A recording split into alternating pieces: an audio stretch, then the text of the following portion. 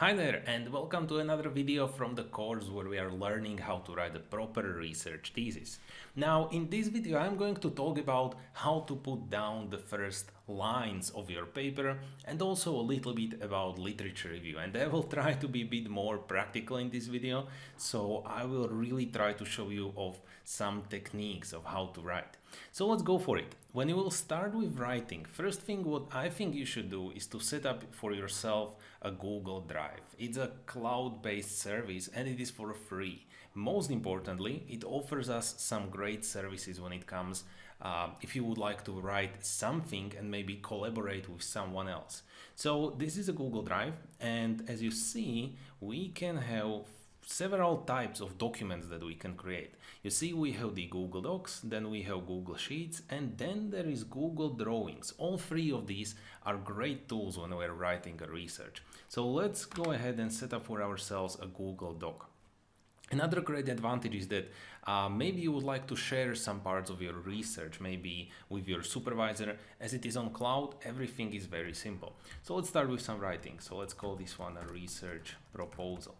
Now, in one of the first videos of this course, I have mentioned to you that when we are selecting a research idea, we should try to position ourselves in between some two fields. So let's say that my field 1 is the field that I'm studying, which is the business administration.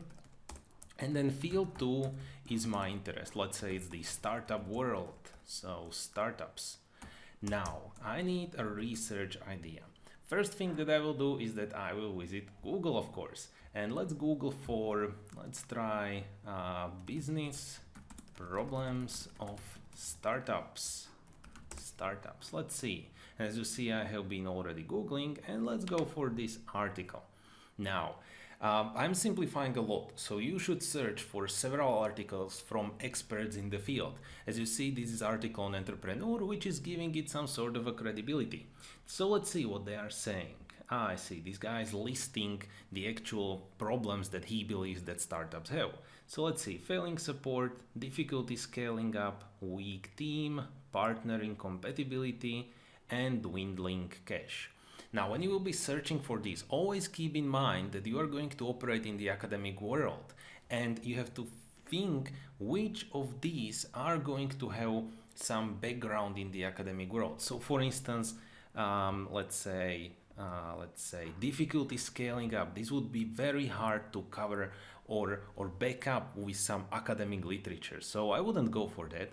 Then if we would go for weak team, well, that sounds like HR, which is not our field. So let's go, for instance, for the problems with cash. And from what I know, startups in general are having troubles with setting up a proper pricing strategies, and these are then resulting in some cash problems. So let's say that we have our research idea. It's going to be startups are having hard times when deciding about pricing strategies. Of course, I'm oversimplifying, but I really just want to give you an idea of how to proceed further.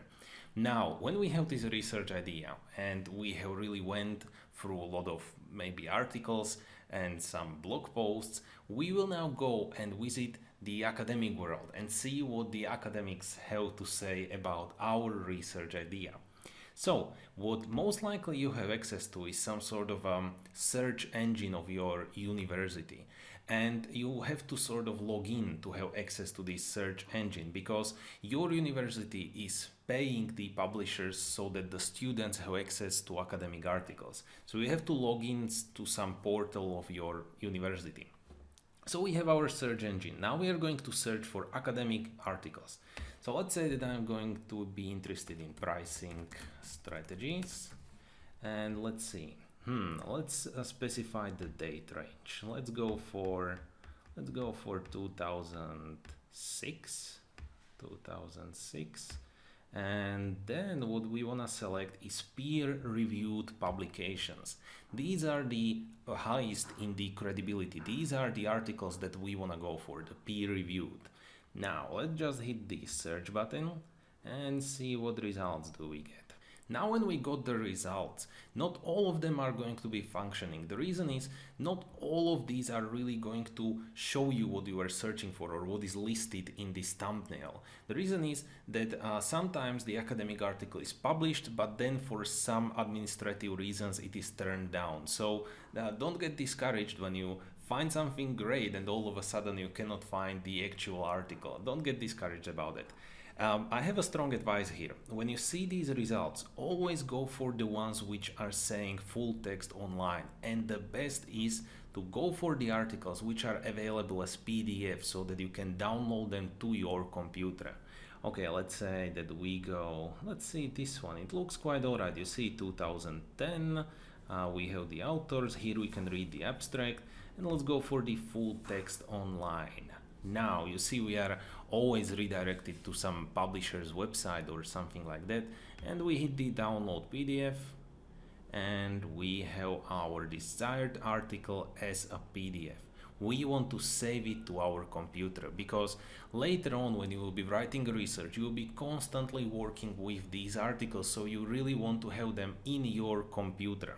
And what's even more optimal is to have on your Google Drive so that you set up yourself a folder which looks maybe like this. Here I have academic articles. And now as you are searching for the academic articles, you are simply putting them to Google Drive and nothing gets lost. Alright, let's say that now we have succeeded in this step and we have several academic articles. What you want to do next is to set up a new file, which will be the Google Sheets. And this is going to be your overview of, let's say, literature sources. Because most likely you're going to have a lot of literature, a lot of academic articles, so you want to have one document where everything is nicely summarized. Now let's go to our PDF reader where we have the academic article open. Now, one important point, when you are selecting a PDF reader, select the one that allows you for highlighting. Highlighting looks something like this. We have the function over here so that you can highlight the text. Okay, it doesn't work. You see, the highlighting will work on this article. Yes, it works nicely here, but some academic articles are, you see, improperly formatted so that you cannot do the actual highlighting. Well, that's just a little bit of problem. Okay, but let's keep to what I have began, and that is having overview of our literature sources. So let's say that we will say author, then we have year of publication, then let's say we put main idea, and at the end we put the abstract. Okay, let's try to fill this one in with the two articles I have by now. Okay, so here the author is Gurnani, and okay, let's go for just Gurnani. That should be enough. Gurnani, and I don't want to waste your time. Year of publication, what do we have? Year of publication is 2001. We see it over here. That's 2001.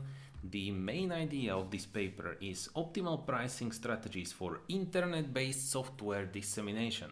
So this is great. Let's say pricing, internet-based businesses. Okay, and now usually I also copy the full abstract.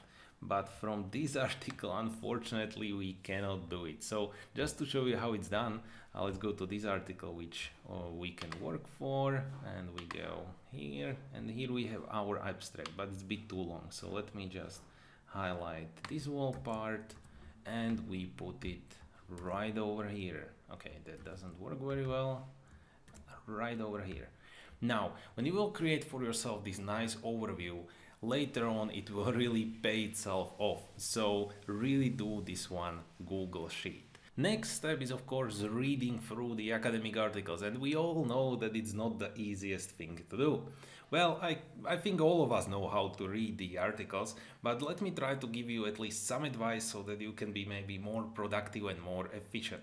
So I have an article here which I feel like is going to be relevant for my thesis. First thing I want to do is to read abstract super carefully because there is a lot of valuable information for me in the abstract. Especially I will be able to decide based on the abstract whether this article is useful or not useful for me. So let's go to it. Price is a major parameter that affects company revenue significantly. This is why this paper starts by presenting basic pricing concepts, and from already the second sentence I see that this will be a great article for me as I'm trying to sort of examine these basic pricing concepts, and I'm trying to apply them into the practice, into the startup world. That was our idea that we had. Now, after I have read the abstract, the next thing I want to read is the introduction. Usually the authors of these articles are putting a lot of valuable information into the introduction. So I can already find things that I will take into my literature review in the introduction. Well then, many people believe that we just continue reading through the article, but I don't recommend it. I recommend once you are done with the introduction, go straight into the conclusion. Because look at it, if I would now continue, so here we still have the introduction, we have some nice text over here, and all of a sudden I start to come to a analysis, and you see this is what you end up quite often with. Some mathematical formulas which are for a general and let's say for a student very often not really understandable. So you would spend a lot of time trying to figure out what these things mean. Even though they can be really valuable for our research, it can sometimes take just too much time. So we will rather go straight to the conclusion, which is right over here, and you see we again end up with some nice text which is easy to read. So we go through the conclusion, and again we find here some ideas that we can take into our literature review. And of course, if we feel like this article is super valuable, then we sort of push ourselves through the analysis and through everything. Next important point, when you will be writing a methodology part of your research paper, try to inspire yourself with the academic articles. The methodology which is written there can again be very valuable even for you, so that maybe you can see, okay, these guys made a multiple case study, we can do the multiple case study as well. So you can get inspired also by the methodology. Next thing what we need to do when we have read a couple of academic articles is to structure them. So we are going to put all of them into our Google Drive. Well, currently it's empty, so I'm gonna use my old thesis as an example. When structuring the literature review, don't do it artificially. Don't come to your paper and be like, okay, first part is going to be, let's say, some pricing methodologies, and then second part is going to be something else. No, don't do this. What you have to do is that when you read through, let's say, 30 academic articles, then you start to see patterns. You start to see that 5 of them belong under general pricing strategies, then 10 of them belong under some concrete pricing models for startups, and you can group them together. And that is example of my old thesis. Look what we did. This was the Google Drive folder for it. See, we have the articles, data collection, pictures, seminar. Well, let me give you an example, some again valuable advice. This folder right over here, never delete anything, because sometime later in the research, well, let's say right now you feel like, okay, this academic article is not worth anything, I can just delete it. Don't do it. Rather have it somewhere, so that maybe later on, when you will figure out that you after all need it, you can come back to it. So don't delete things, rather put them somewhere on some hidden folder where it might wait for you. Then we had these pictures, and this is the great thing about Google Drive. You really can draw some nice pictures. So let's go over here. Yeah, you can see that you really can draw original pictures for your research paper. But back to the business, and let's go to the articles folder. You see the structuring. We have found 4 basic groups among the academic articles that we have had. So we have software as a service generally, product management, lead generation, and onboarding. And this is what you should do, so that your literature review will be structured the way we have essays generally. Then we have had some product development, development, and so on and so on, and I continue, and I will be able to lay down some basic structure for my literature review. Okay, now when we have the basic structure laid down, what we want to do next is to start writing the literature review. Okay, I'm gonna give you some example. Let's say that this is article which we feel like is valuable, and let's say that we really like this sentence which is highlighted over here. What I often do is that I will simply copy this text. Let me just take this text which is right over here. I will copy it and let me put it over here. Of course, it's not really nicely formatted because it's taking it from PDF into the Word file, and then I just select normal text.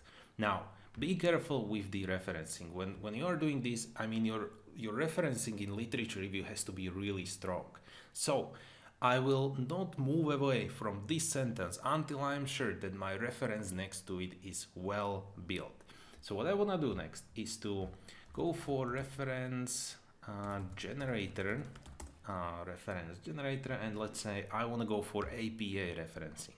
I find myself this APA referencing generator, and I'm going to reference journal article. Okay, and you see, you just fill in all the necessary information and it will create the reference for you. So let's try to find all of the necessary informations. I think it will be in the beginning. So the authors are Dolgui A. So we have Dolgui A. I hope I'm pronouncing it correctly. And then we have Prof. And J. Okay, article title. Which one is the article title? Pricing strategies and models. That should be the article title. I put it right over here. Then we have journal title. Where is the journal title? I think this is it. Annual reviews in control. I think that should be it. Then we have year of publication. Let's see, 2010. 2010. What do we have then? Then we have volume, which should be 34. 34. Then we should have issue number. Where do we have the issue number? Okay, let's say I don't want to waste your time, so let's just type in 12 for now. And pages are, I have seen it over here, 101 to 110. So we have 101 to 110. Now we just generate this reference and we have it right over here. And you see it generates for you already also the in-text citation. So I take this reference and I don't forget to put it into my overview of literature. So let's say that the next column right over here somewhere. Let's put it over here. I think you see the pattern that I'm saving my references also in this Google Sheet. And I come here and I put the references at the end. Okay, I create separate part of my paper for it, and that's my first reference. And I will put the in-text reference right behind the sentence that I have just copied. So in-text reference looks like this. So I take it and come right over here. Now, what should I do with this sentence when I have copied it like this? Well, I usually rewrite it sort of. I would now copy 5 of such sentences, and then in my own words I am able to construct one paragraph of my literature review. So let's say that right now I have this sentence. Let me just show you how I would work with it. The pricing models are more or less tools to help better understand what dynamic pricing is than something used to solve real-life problem. How would I rewrite this sentence in my own words? So, according, let's do it like this. According, I cannot write anymore. According to Dolgui and Prof. 2010. According to Dolgui and Prof.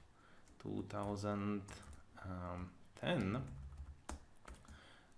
Pricing models are weaved or should be weaved. Pricing models should be weaved more as a tools rather than something solving real life problems.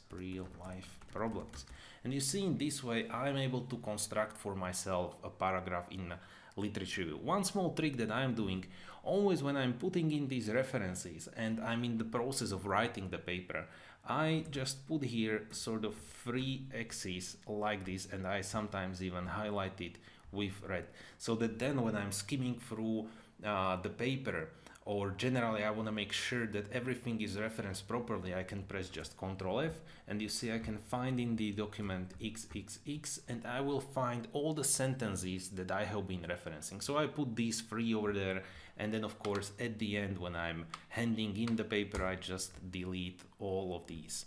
So I hope we went through at least a couple of techniques that can be helpful for you when you are laying down your first lines in your research thesis, and especially the literature review.